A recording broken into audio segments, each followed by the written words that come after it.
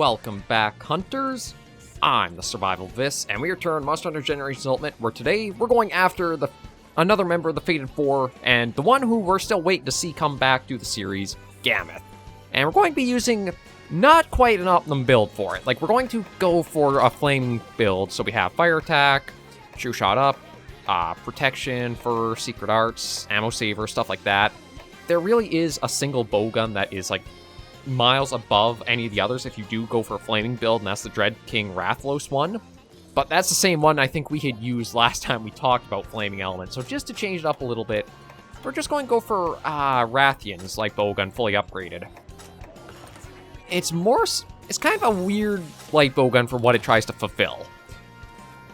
Like, it does have a high recoil, so we'll have to be mindful of that. But it mostly builds into normal and pellet with very little to pierce, so it does have some interesting internal ammo, like some force shots and the Flaming 2, and only has rapid fire pellets and Flaming 2. Again, it's a weird one, but I think it'll at least serve us all right for at least one of the monsters we're going to go after today. I don't know about Gammoth itself, but we're going to go with a bit of a proper pairing of a Barioth hunt and then a Gammoth hunt. And they're both going to be on the Frozen Seaway. So that's all good. We'll depart and go from here. But Rathian's light bowgun design, or at least this design for the light bowgun, has been with Rathian, I think, since the debut of the series. There's kind of like, I guess there's, say, like 3 general builds or general looks that you usually find for light bowguns. You either have like this sort of style, which is like the bow part is underneath the barrel, like a bipod almost. There's a vertical bow where it's like the arms are up and down. Actually, I guess there's 4, because there's also a build where it's more like a crossbow style for how the arms are. And then there is also a style where it's more gun and you don't see bow part at all. I think my favorites are when the bow is vertical for a build look. No, Barioth's not here. Where is Barioth, then? Oh, maybe he's in the cave. Yeah, I'm trying to think of where on this map Barioth spawns. I thought it was down in, like, the big open area we spawned in at, but obviously wasn't there. Maybe he's lurking in the cave here. No. Okay, let me think where else he could be. Let's see, he's not up here, or it didn't look like he was up here. Okay, they are kind of sprinting away, so it must be in an adjacent area. Is it this little spot? Not here. I wonder if maybe he spawned actually in, like, the nest area.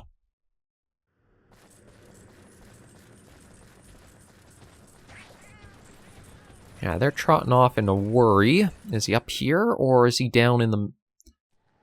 No, definitely not up here.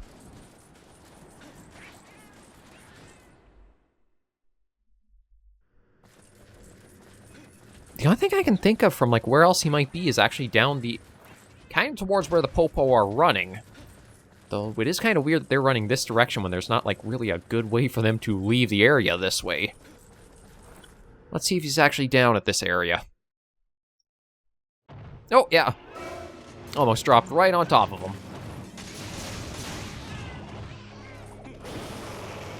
Yeah. Good old Barioth. Definitely nowhere near as, like, formidable in this entry as he was in Iceborne. That's where he got quite a supercharge. But there are still some points that carried over between both versions pretty well, and the biggest thing is probably the importance of the part break. Once you can get the wings broken, his fight becomes a lot easier to manage. And it's highly advised that's your first priority, is to try to get those forearms or the wings broken. Because then he starts sliding around on the ice pretty badly. Ooh, careful.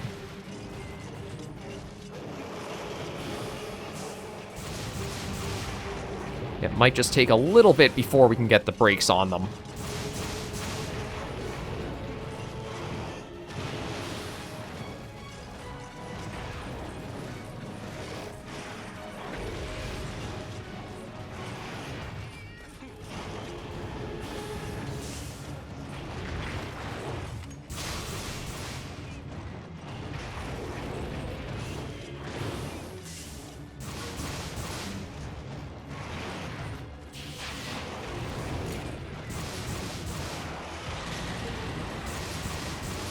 There we go.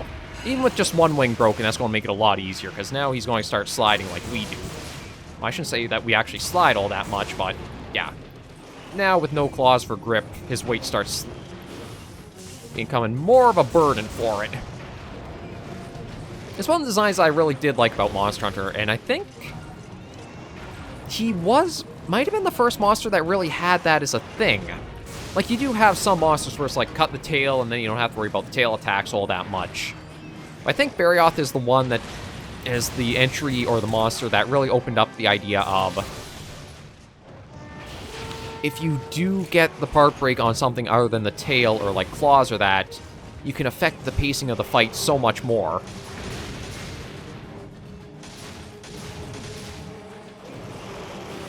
And he's not a very, like, health-heavy monster either. Once you can get started on him, Barioth does go down in pretty short order.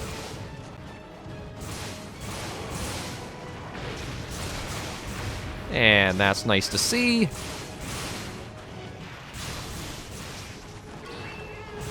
Yeah, so that's both wings broken, as well as his, tusks, so we don't have to worry about that as much. But he'll still prove a little bit of a bitey enemy.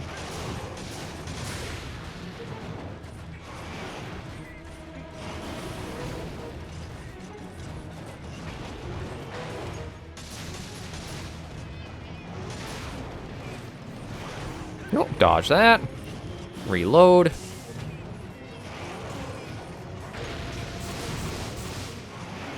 Uh-oh. Yeah, mind that. He's probably going to try a charge as well. I was hoping to try to get a couple more attacks on him while I was in that state, just to see if I could try to work it a mount. But yeah, trying to use the light bowgun for aerial shots and such is... Well, I mean, first I gotta make sure I actually have ammo in the weapon for that. But it can be awkward trying to get the shots and getting a mounting off on them. If you're hunting multiplayer, it's probably easier, because I think as long as somebody's in, like, close vicinity to it, then you can get the mounting... Anybody can trigger the mount, rather than just you. But single player like this, it does have a little bit, jank to itself.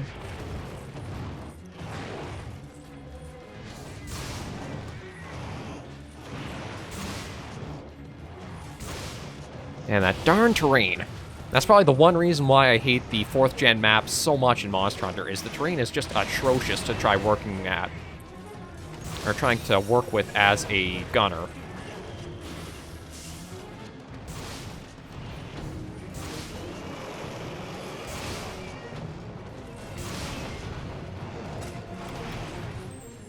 Okay, you know what? Let's use some flaming shots, since that is what the build type is actually trying to go as our, like, main damage type.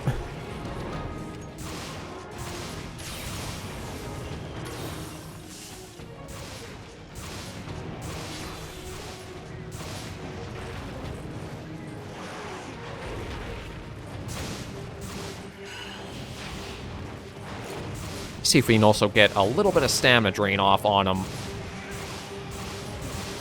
Just to help slow him down further. He's nowhere near as fast-paced of a fight as, like, say, Nargacuga is. And he doesn't have, like, the same kind of heavy capacity as Tigrex does. But I think Barioth does feel like a nice little niche of almost like an in-between of the two.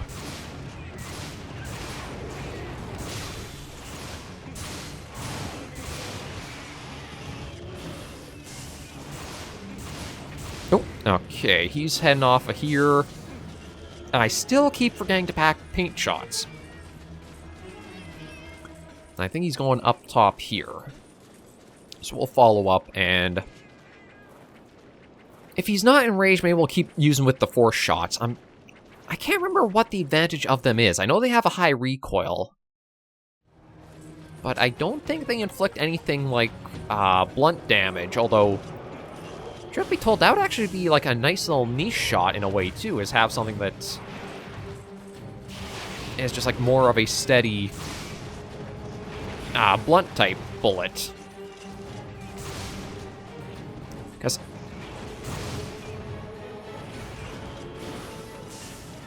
No, is he coming? Yeah, he's coming for us.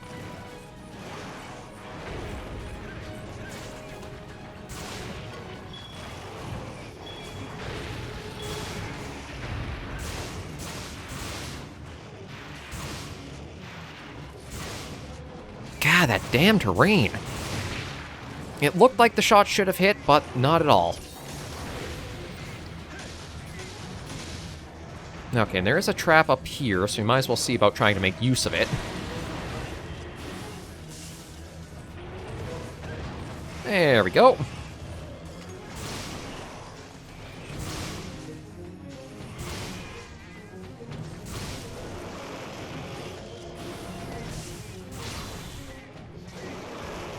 Okay, a little too close, but...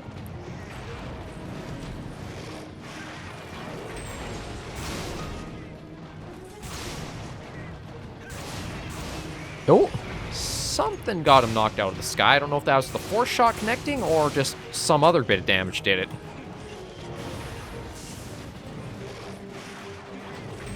Yeah, I've found for when he does go up in the air for like that attack, just dodge towards him. Oh, although that hit pretty hard.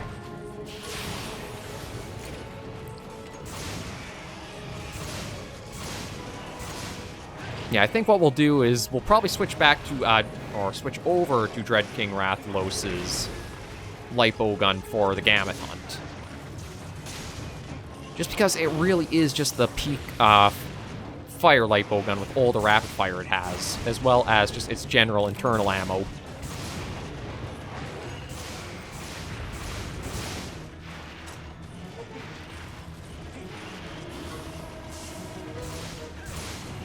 It's not to say that the Rathian, or the Rathian light bowgun is proving to be, like, subpar, but you do feel like without the rapid fire capability for the element, it's a lot slower going. Not to say it's really been, like, that long of a hunt, since it has been, what, just 5 minutes? 11, my bad. Yeah, so it is going a little longer than our prior hunts have. Ooh. Try and get a sneaky shot in, aren't ya? Although I did still take a bit of a blow there.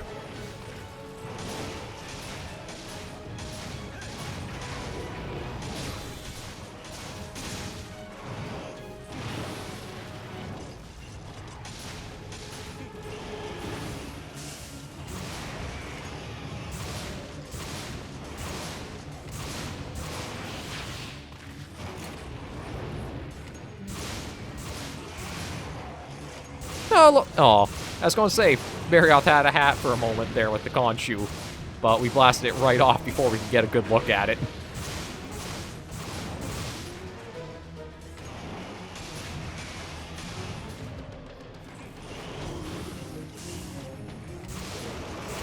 Yeah, he's getting pretty angry now. Or, well, enraging pretty frequently, so I am thinking might not be too much health left in him. Along with a lot of flinches. Although I gotta be careful because they're pretty dangerously low there. Okay, perfect timing for double heal. Ooh, careful.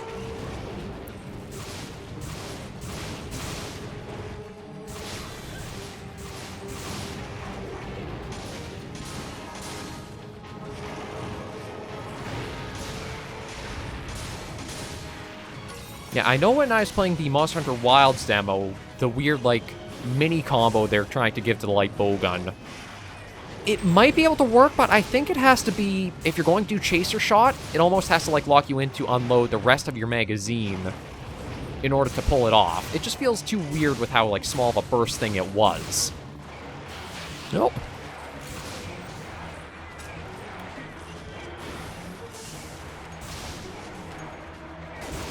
Ah, darn Khonshu's getting in the way. Okay, well, at least I have a pretty good idea I know where he's going to fly off to. So we'll go see about cutting him off at the nest, if we can. Because I don't... No, maybe he has to come here first and then can go to the nest. Oh, yeah, that seems to be the case. Oh, boy. Oh, he is eager for getting some more harm done to us. I thought he was almost going for one of the popos for, like, a meal, but no, that was right at us.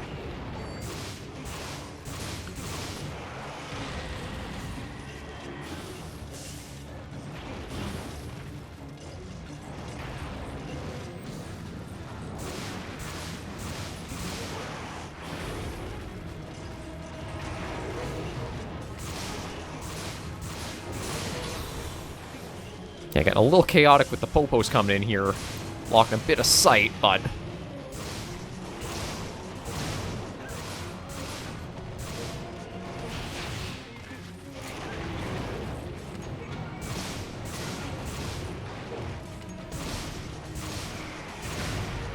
Come on, big guy, you gotta be going down soon. I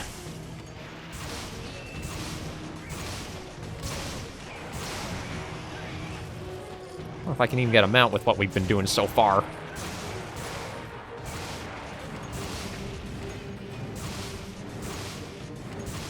Ah, almost got a few shots off while he's in the air. Oh. That's not the direction I was expecting him to go. I think he's going towards where Zamtrios goes?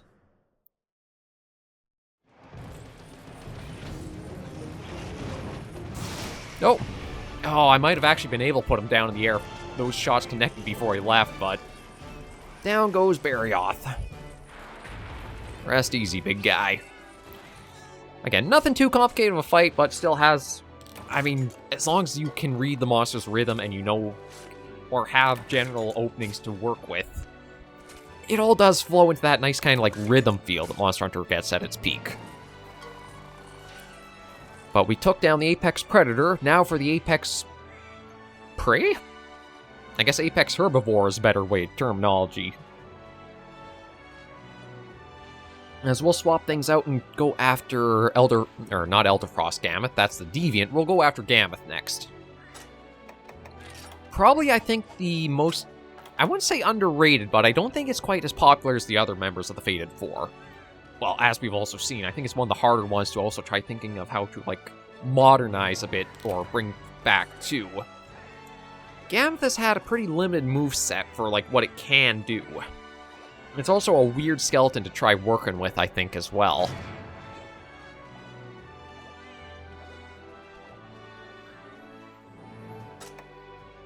Oh, actually got a couple large wyvern gems out of that, so that was a nice reward for going after Barioth. Well, there's all that. Send that off. Send all that. And then we'll just do the quick restock of ammo, since we did have to tap into a fair bit of stuff there. And then switch to the Dread King stuff. Because it really is just, like, has so much going for it compared to any other Flaming Light bowgun.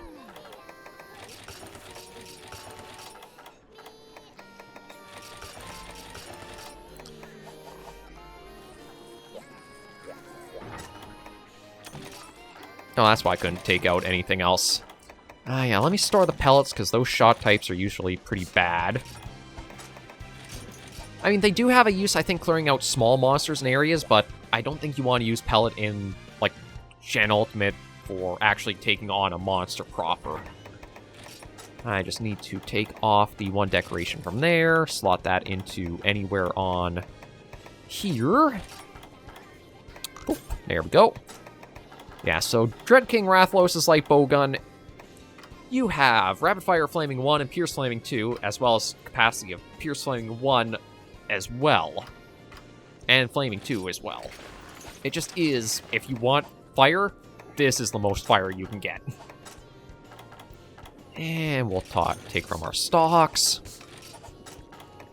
I think we should be good with that. Yeah, one thing about the Deviant or I should say Deviant weapons too, is I don't think they ever have decoration slots on them. So they are something where you're going to miss out on having a little bit of wiggle room for creating some builds. Like, the reason why I think the Plesioth light bowgun was so potent was because we were able to get the couple of extra decoration slots to work around with. And yeah, we'll grab that even if we can't use it, just for the sake of it. Okay, let's go after the big old Gammoth.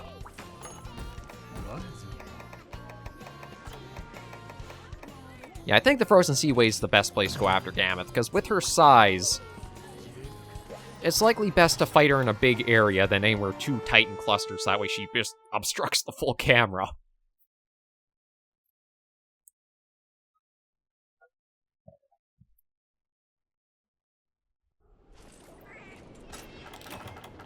We'll have the hot drink. Maybe we'll start with Flaming One, because Gammoth is a... Okay, we are... Alright, we're in the secret area between... Or, I guess, overlooking one of the adjoining areas. But we'll head up here and find Gammoth. Up and up and up and up. Come on, hop to it. A little further. There we go. There she is. Again, it's a pretty imposing sight, but when you get into the actual fight with her, it's not all that interesting, if I'm completely honest. I know ranged weapons can kind of trivialize a fair bit of the fights, but...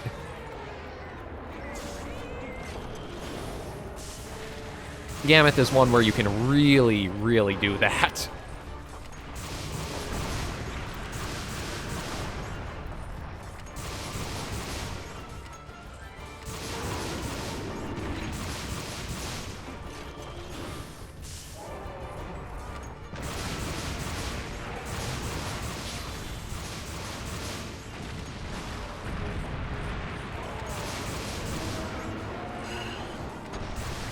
Like, you can see there are some moves that are, like, physical in that, but really, it just doesn't have the reach or the threat for its size. Because, like, you could basically hide right under its legs for a while there and be fine.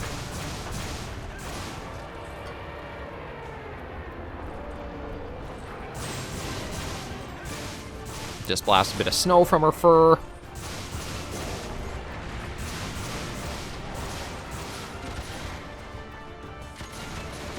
And yeah, we're going to get a lot of the Valor-style extra shots off.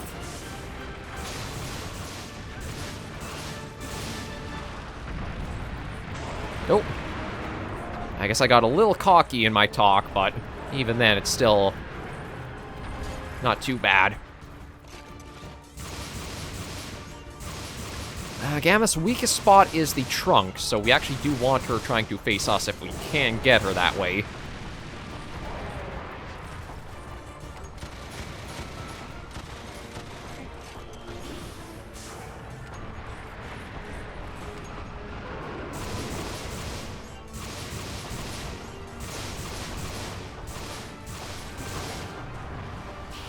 And just right by, and again, we're basically safe from harm.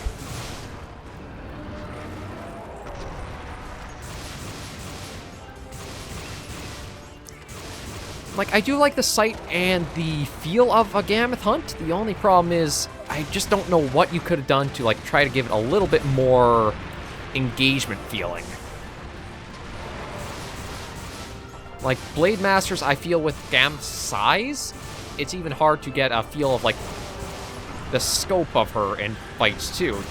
Just because, like, if you are up close and dealing with, like, say, one of the front legs or something, there's a lot of the monster you just don't see.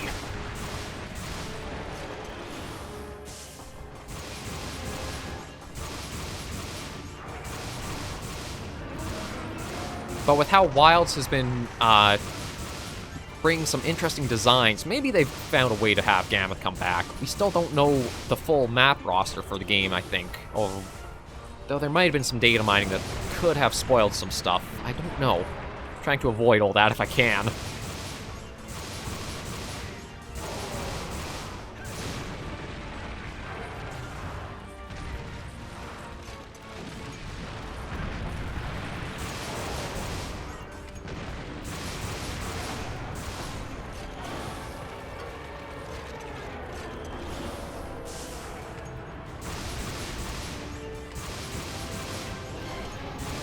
Well, got a flinch off on her. No part breaks yet. Like, for as much as she has those big tusks, she actually can't break them. It's more so you can... I think it's like a crack through that head crest she has. And a couple of breaks on her trunk.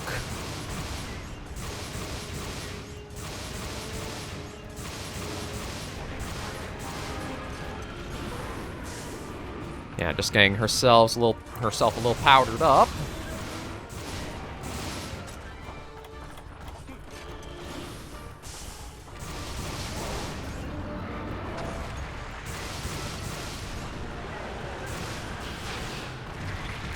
Oh. What? Okay, I guess I got hit by the lingering hitbox. I was going to say, what happened there to get hit, like, after she had done the slam?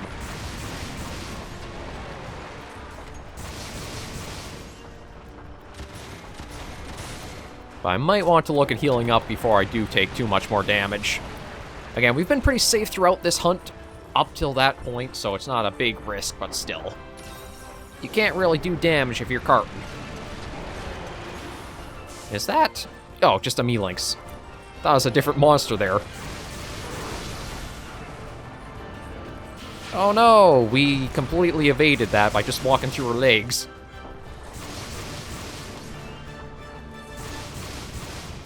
And looks like she's changing areas. And Gammoth is one of the monsters where you actually do, I'm fairly sure, know the gender of. For the lore, I think it's like the herd matriarch or something you sometimes are going after. Kind of like how, you know, Black Diabloses are all female.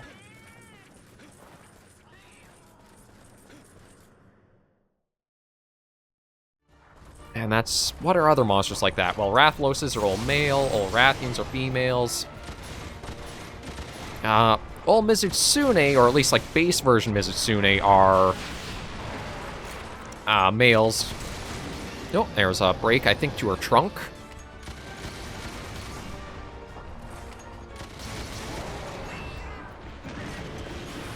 Oh, no, not to her trunk, to the crest. There's a big crack in it now. Uh-oh. I'm just gonna try to run away from that. Come on, Ice, break off.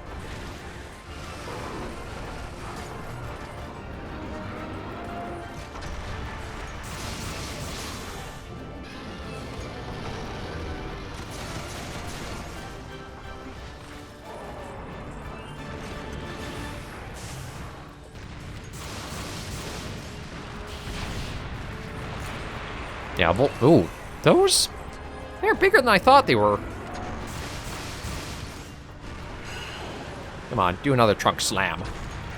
That's what I was looking for. Let's get the flying shots right all along that. I think that is now our sign that we've got the trunk fully broken, or the head, or whatever you want to call it.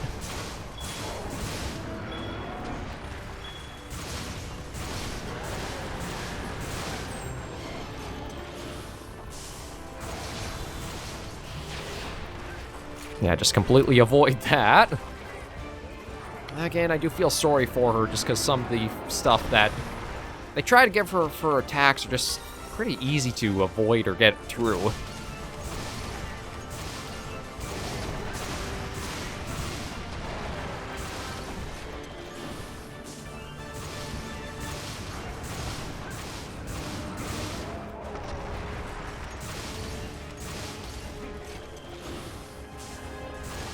Yeah, how are we doing time-wise? Not too bad. Actually...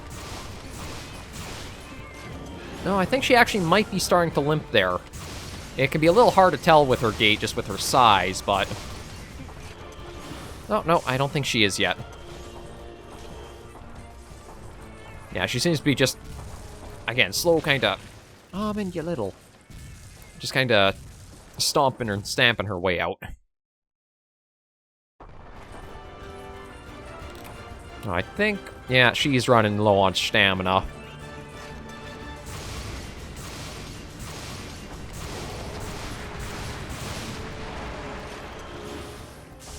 I can't remember if you can also break the front legs permanently or not.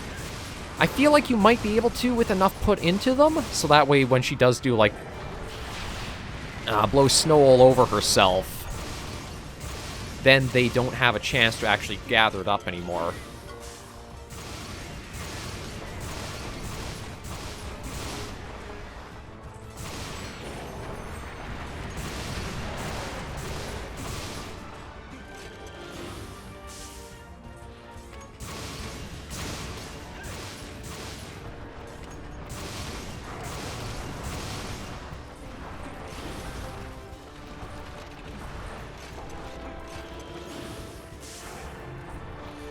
No, going to do a sit down.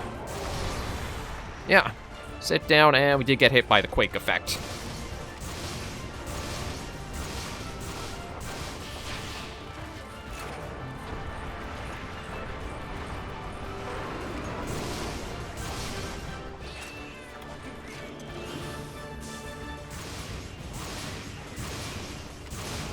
Ah, darn Remobra, screw off. I like to try to make sure every shot does count. It's a little hard to do that when these little guys are taking some of them.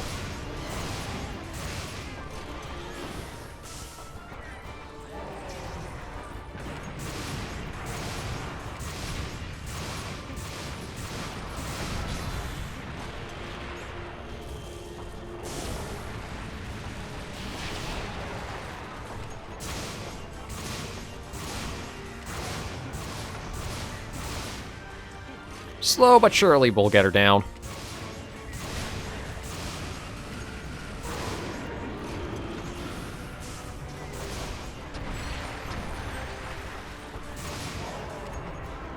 See, I think I might actually get... I don't know if I get more damage aiming for the snow patches that are on her legs when they're active, or how that would work.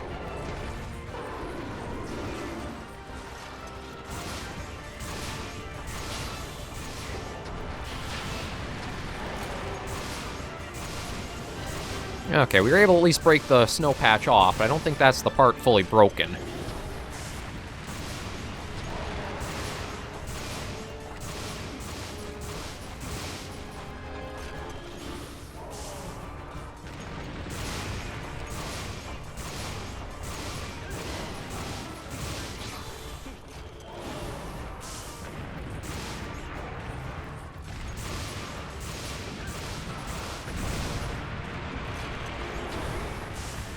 Get a little bit away from that. And see if we can get that bit of snow broken off, too. There we go.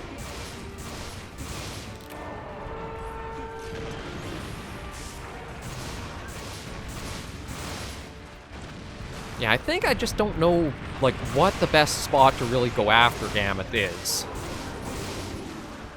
Ooh, careful.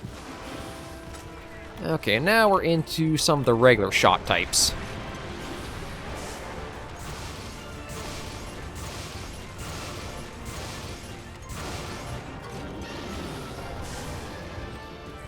Yeah, see if we can get the... I think probably if I wanted to speed this along, we'd want to aim all of our shots in for her trunk.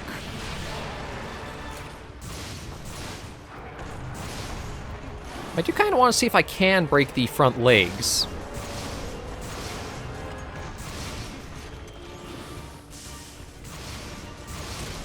Oh, yeah, you can. There's a part break there. And, oh, got a little Lagombi here, too.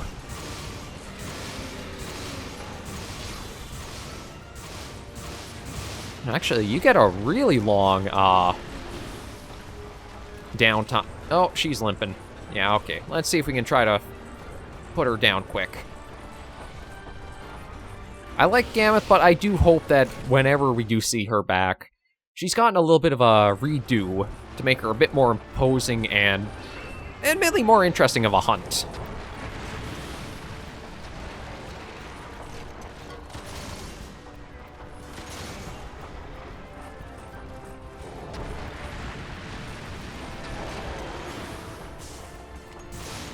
Like, the concept is pretty neat for Monster Hunter to have, but implementation, I think, is just... I could see it being hard to fully work with and know what you're trying to get pulled off. I think that was the other leg.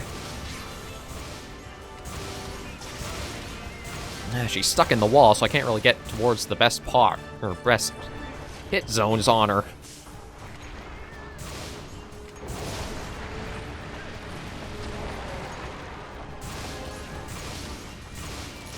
There we go. So big that, yeah, on her hind legs, she breaks right through the ceiling of the cavern. Down she goes. I really like the concept of her. Her armor looks pretty good. The weapons are neat, but the hunt itself, again, it just feels like there's a lot of room to try to improve with it.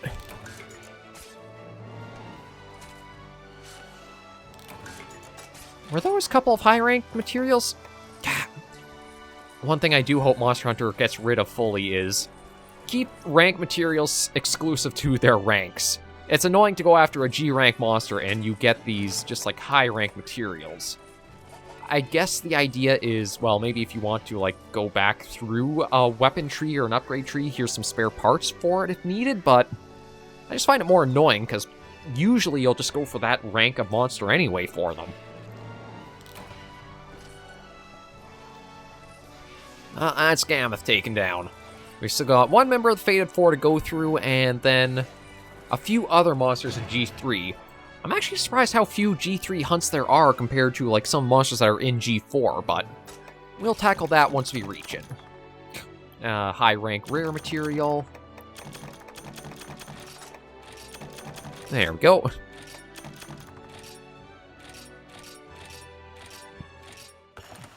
And that brings another week of Monster Hunter Generations Ultimate to a close. I think we could probably do another week of trying to find like the Thunder element or like another Thunder element alternative, but we'll see how we're feeling come next week. For now, though, thank you guys very much for joining me on this episode of Monster Hunter Generations Ultimate. If you did like the video, be sure to give it a like. And if you have any comments, tips, or tricks, be sure in the comments right down below. And until I see you all in the next video or episode, Hunters and Survivors, please remember, as always, to take care, stay alive, and happy hunting.